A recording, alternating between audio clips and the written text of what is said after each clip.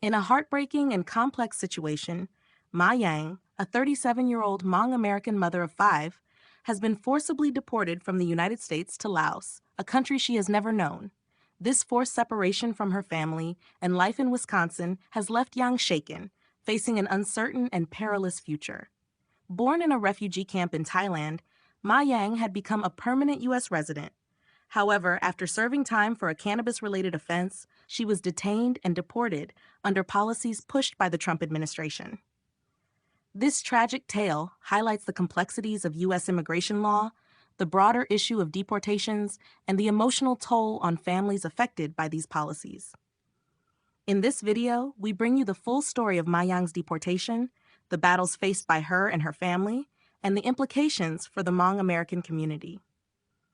Ma Yang's story began like many immigrants, but her life took a drastic turn when, after serving 30 months in federal prison, she was informed that her legal status in the U.S. was at risk.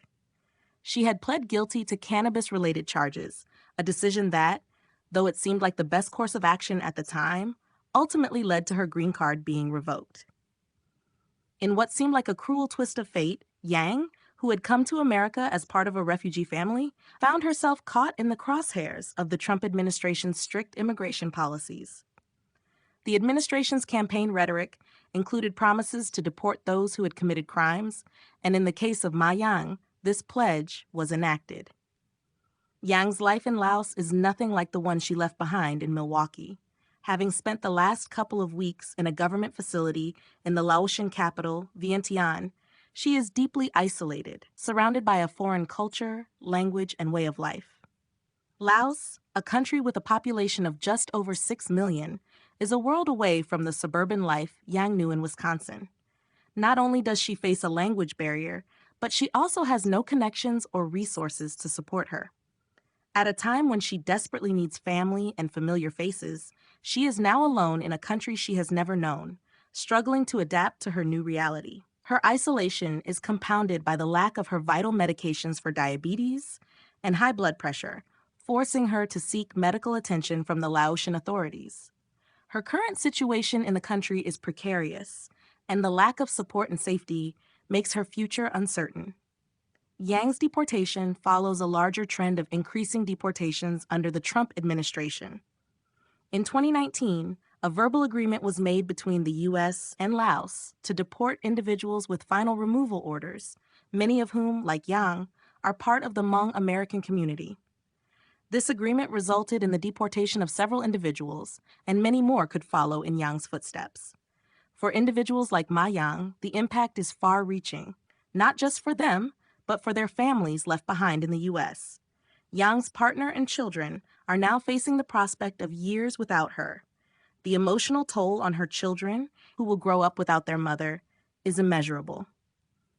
The legal road ahead for Ma Yang is daunting. Immigration experts suggest that even if she successfully challenges her deportation, it could take decades before she is allowed to return to the U.S. Legal battles like this often drag on for years, and in Yang's case, she could potentially face a wait of at least 10 years to apply for re-entry into the U.S. The legal system's hurdles make the hope of reuniting with her family seem like a distant dream. Yang has made it clear that she feels abandoned and forgotten, stating that the U.S. government has sent her back to die in a country where she has no future. Activists, including Tammy Xiong, the executive director of the Hmong-American Women's Association, have been working tirelessly to support Yang's family in the U.S. However, despite their best efforts, the emotional and physical toll on Yang is immense.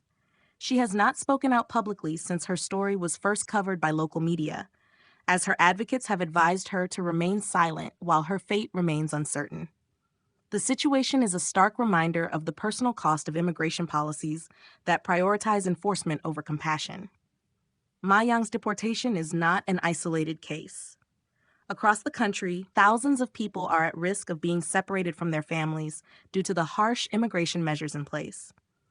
Many, like Yang, came to the U.S. seeking refuge from their country's violence and instability, only to face deportation years later for offenses that may seem trivial in comparison to the years they have spent contributing to society.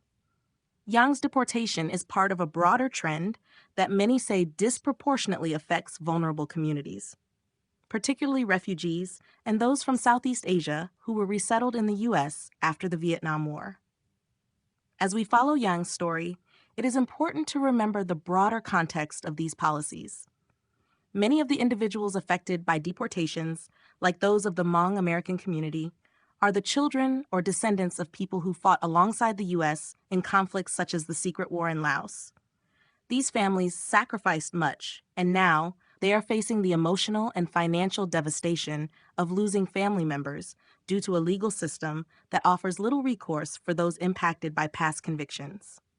In conclusion, Ma Yang's story is a tragic example of the harsh realities of America's immigration system. The personal and emotional toll on families like hers is profound and enduring. For Yang, her struggle is not just about fighting to stay in the U.S., but also about surviving in a country that feels like an alien world. As we continue to follow her journey, we must remember the human side of immigration policy, how laws and decisions affect real lives, families, and communities. At In the Know News, we aim to shed light on these issues, bringing you the facts and stories that matter. Stay tuned for more updates on this important issue.